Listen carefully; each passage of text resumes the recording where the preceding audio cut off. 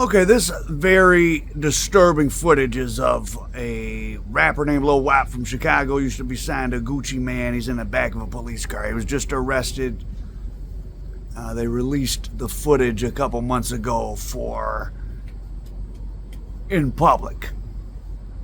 Now, this isn't, I'm not into like a gossip channel or to make fun of people or whatever, but he went from being a gangster rapper to, his career wasn't really doing too much. He was complaining that Gucci Man wasn't promoting him. His music, I don't even know why he got signed. I guess he had a little buzz in Chicago. I listened to, he never had any songs, I think, that even got to 1 million views. His Famous Dex's cousin. Famous Dex had a certain amount of popularity, but then totally unraveled into severe drug addiction, mental illness, whatever. Famous Dex, one of those sad cases to look at. Well, so is his cousin, Lil Wap. Bro, they racist as in Vegas. Like, these racist ass police just came to my fucking door, coming to my door talking about I'm the one that's doing it. Like, make it make sense. So automatically, since I'm black, I'm the one that's doing it. Like, huh? But Lil Wap, as his career was failing, then started posting photos of himself in belly shirts saying he was bisexual. And it seemed like possibly, and people are so, well, we say people will do anything for clout. I mean, if you get enough clout, you do get some money out of it. So pretending to be gay to get some money isn't anything new, I'm sure, in history. I mean, if he was posing as gay to get attention, it's new for the rap industry, but it's not new in general. But as you can see from how he looks in his back of this police car, I mean, he looks like a 60-year-old man. I don't know what amount of drug use that must take. The only thing that I think that ages you that fast and might have you in public, maybe meth. Meth is starting to pop up in the Midwest. I'm sure it's available in Chicago. I don't know. They've been rapping about taking them pills, the Molly, whatever, but they're very cheap. Just so you know, those cheap Adderalls and those cheap Mollies or whatever they call it, those are meth pills. I remember my cousin he was like, oh, I bought 100 X pills for $75. And I was like, what? For 75 cents? He took a couple, they're meth pills. They just make you sick and keep you awake. But anyways, so the point of this story here is, as I think about something very important in society, why so many young people, and it's even worse in the inner city, in the ghetto areas. It seems like for the youth in the bad neighborhoods under 30, it's like either you're gay or you're like a super thug. There's no choice to be normal. I mean, maybe you just have to leave the area. When I was 20 years ago, every 1 out of 3 boys wasn't, dressing up like a girl, and in the worst neighborhood, the more of it there is, the more poverty stricken it is. Now, why would that be? Like, this WAP guy is from some, like, known hardcore gang neighborhood in the south side of Chicago. You would think, well, the opposite. Well, like, those tough hoods, you can't. But the worst neighborhoods, what? They're the lowest income. There's no men that are more likely to have mothers with drug addiction. Grandmothers with drug addiction means what? Unattended children. And that's the playground of molesters. And there's a big stigma, well, in all communities about talking about that, about turning in family members, but especially in the black community, act like that stuff doesn't go on.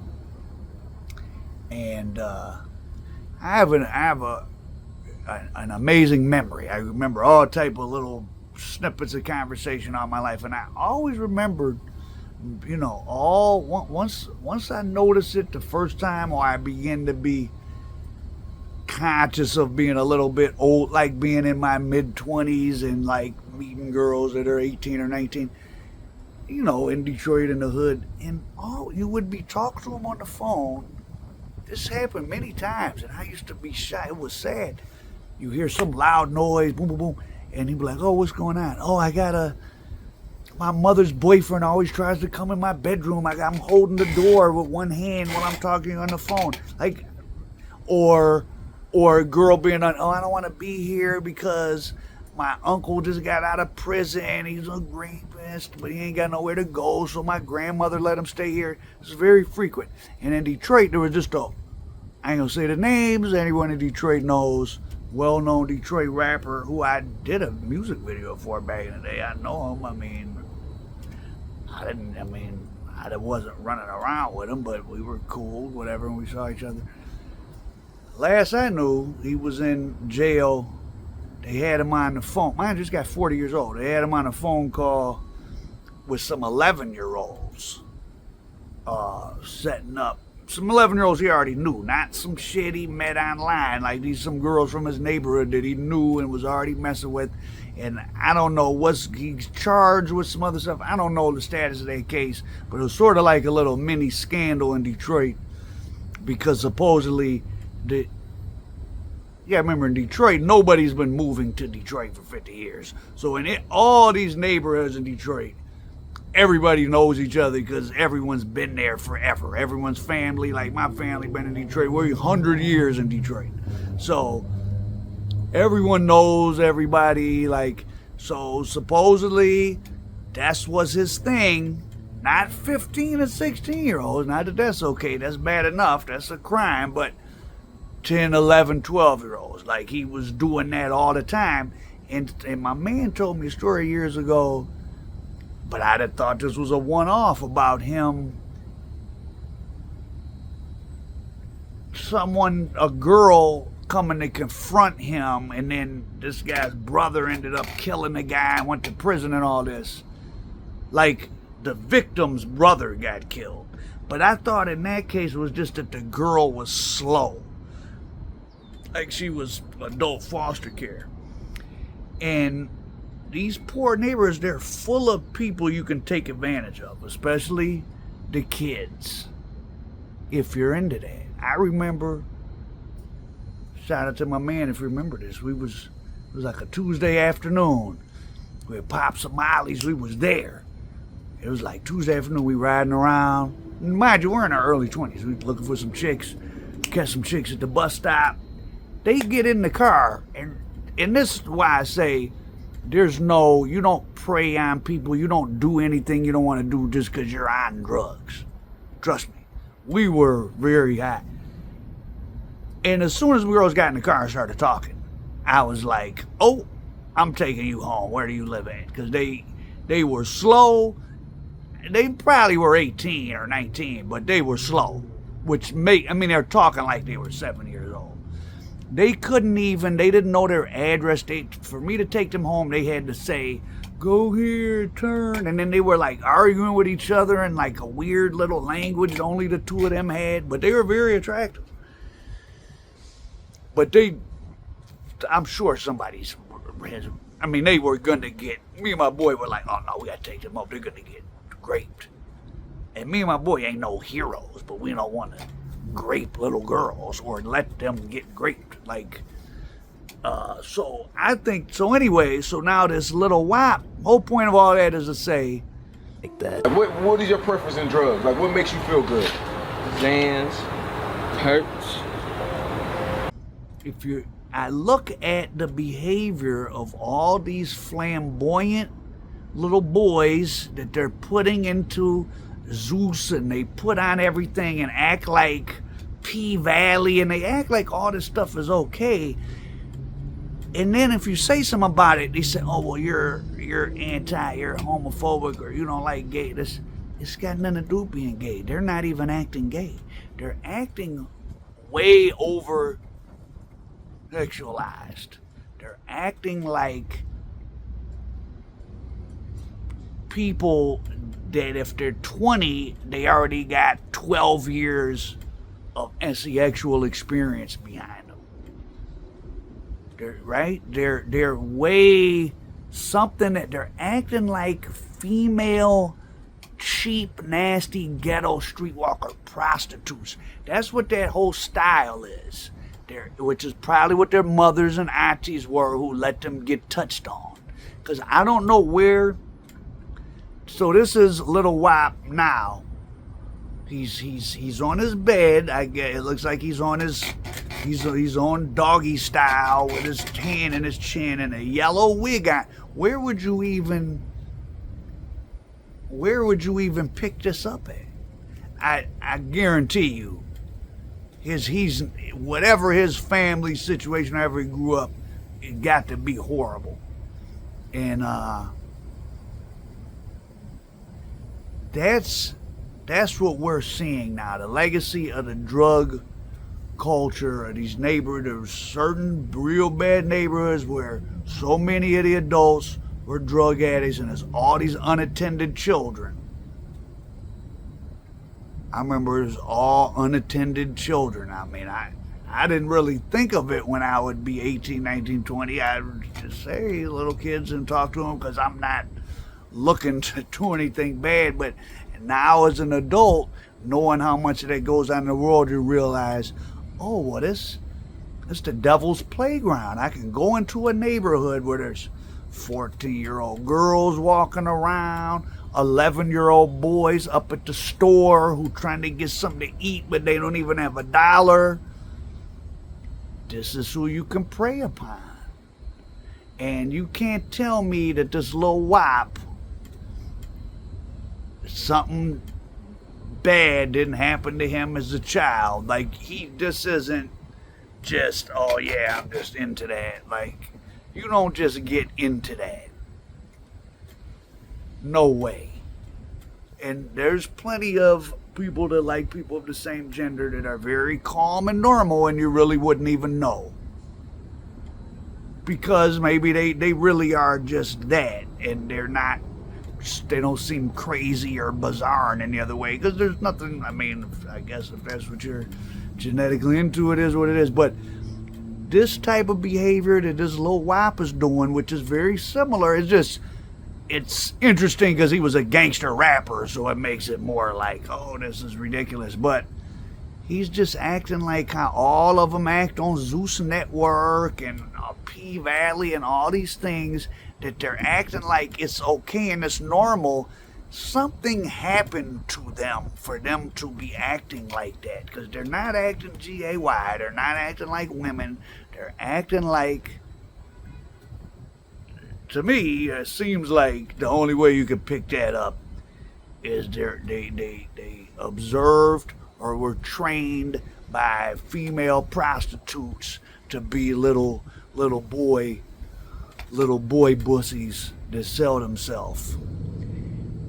And you know what's shocking? That Jason Lee Hollywood Unlocked, because it's very popular. I forced myself to watch one episode, like what is going on this. And they had on one of them guys from one of them Zeus shows. Kind of like a big muscular guy who like maybe wears his hair blonde. What is he?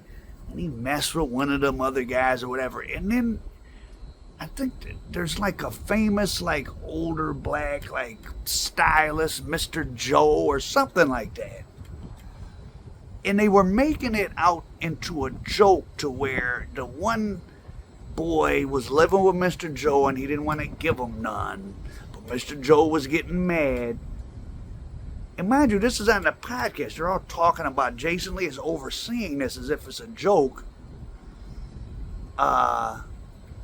He says, the 25-year-old, he says, oh, I called my mother back in Kansas City, and she said, well, you better give Mr. Joe some if you don't want to get sent back from L.A. So a mother tells her son to have sex with the man he doesn't want to have sex with so he don't get sent back home from L.A.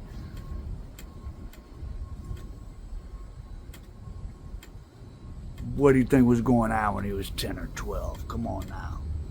Come on now. If you heard that, oh, Al Prophet had some 20-year-old girl he wanted to mess with, which, hey, if two people that are of legal age want to mess with each other, it is what it is. But let's say she didn't want to mess with me. But I said, oh, well, I ain't going to help you out no more. You're going to have to go back to Detroit or Des Moines, Iowa. And that the mother called the 20-year-old girl and said, oh, you better give Al Prophet some so he can stay in L.A. You would think I was a predatory bad person. But because it's amongst men, it's all funny and they giggle at it. But it's not funny. You end up with people like Lil Wap. It's like some prison house, we gonna turn you into a girl and break your spirit type vibes. It's some sick people in prison that do, and not just in prison, like where they get a, like we're gonna turn you out. Like Diddy, that breaking people's spirits and taking their power is like the ultimate, short of murder, right? You a tough guy, you a gangster rapper? Well, I'm gonna work on you. And in a year, I'm gonna have you wearing belly shirts and thongs, talking like a woman, taking D, and talking about it in public. Now, that's a sick man's thrill, and there are sick people out here. So, something is wrong in any of these communities that is pumping out this many of these little child prostitutes is what they seem like to me. What do you think? Is that what's going on? I don't think it's from social media. There's none of that. That stuff might not help. But these people exist.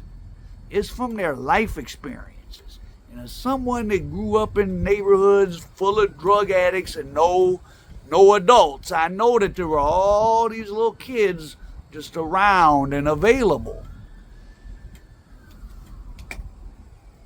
And that's the devil's playground. Unattended children. For those of you that have nice household, or when you go like solid normal people, I know women, they don't even barely let their little kids spend the night at their own family member's house. Like they might let them go over their mother's house and their sister or something. Like they don't let their 4-year-old go with their cousin. They don't let them. A lot of people don't let little kids be around nobody except for a handful. So imagine a bunch of just unattended children just walking around. Girls are just, well, there's so few young people now. People ain't even been having kids, but drive around Detroit, it's just girls just walking around, just roaming around. It's pretty disturbing. So that's Lil Wap.